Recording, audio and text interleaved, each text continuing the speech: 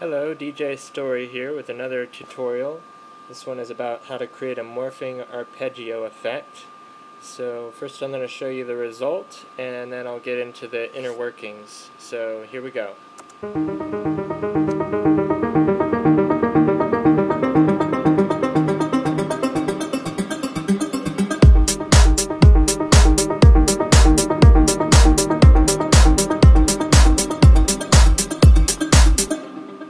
Alright, so here we go.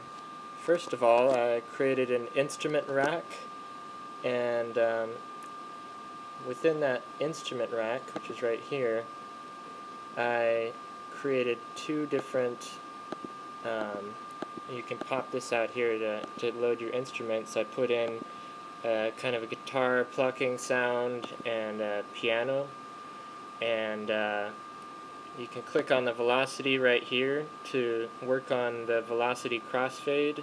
So right here is 1 velocity and this is 127, and you can drag these small little nubs here to crossfade them, and the larger ones to position these. You can put as many sounds in there as you want and crossfade them wherever you want on the range of velocity. That's one way to do it. And so then I went ahead and in here, I'm going to turn off the envelopes for now.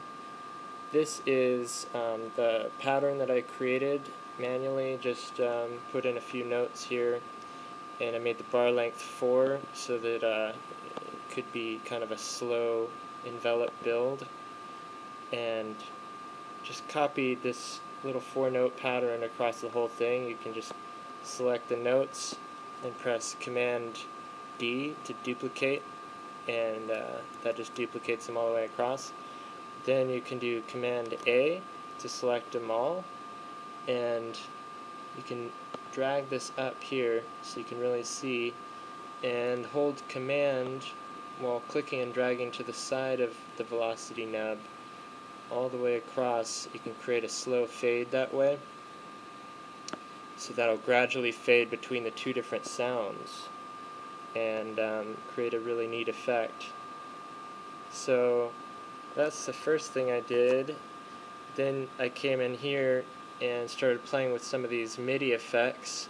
You can use velocity to kind of randomize the velocity of it, so it's not just a gradual fade, but more a random kind of twinkling effect. So here's that. Here's what that sounds like.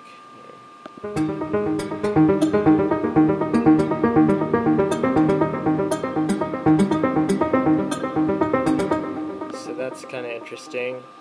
I also have these send A and B, sending over to a ping pong delay here, and a reverb, just to give it some nice space and kind of blend the sounds more, make it a little more atmospheric.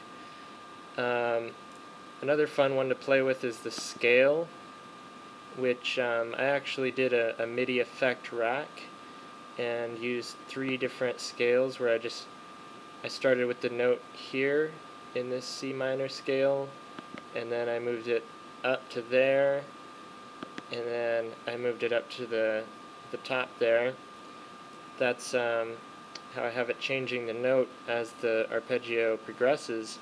I use this chain selector here and just put the first one on chain 1, and then chain 2 and chain 3, and then when I go into the MIDI clip here and go into edit for the envelopes, you can just go right in here to the MIDI effect rack and the chain selector, and you can see this is where I have the note changing.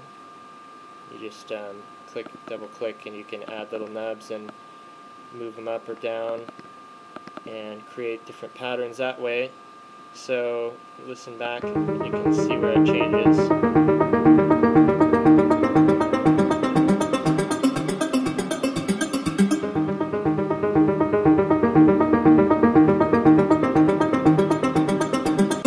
Kind of a neat use for that. And another thing you can play with is the actual arpeggiator MIDI effect. So you can just drag an arpeggiator down here and play with these settings to create lots of other kinds of effects. You could also change your pattern in here, just make it long notes that go all the way across different chords or single notes, and do all your arpeggiator stuff in here, and the velocity, you know, with that randomizer or whatever. Different things you can do, but here, listen to what this can do, some of the stuff.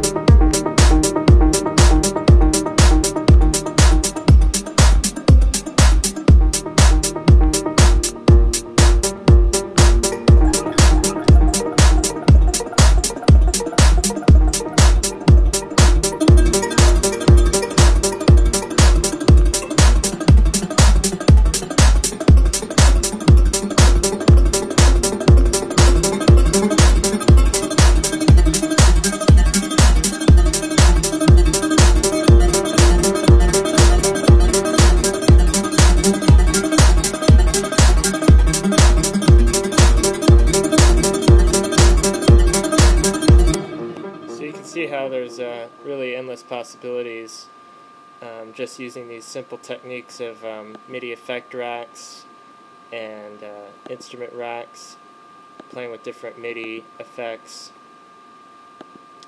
and various sounds, and you can really do a lot just with that to create really interesting, etheric, angelic arpeggiator effects. So I hope you learned something. Please rate, subscribe, and comment, and check out intuitivebeats.com. And yeah.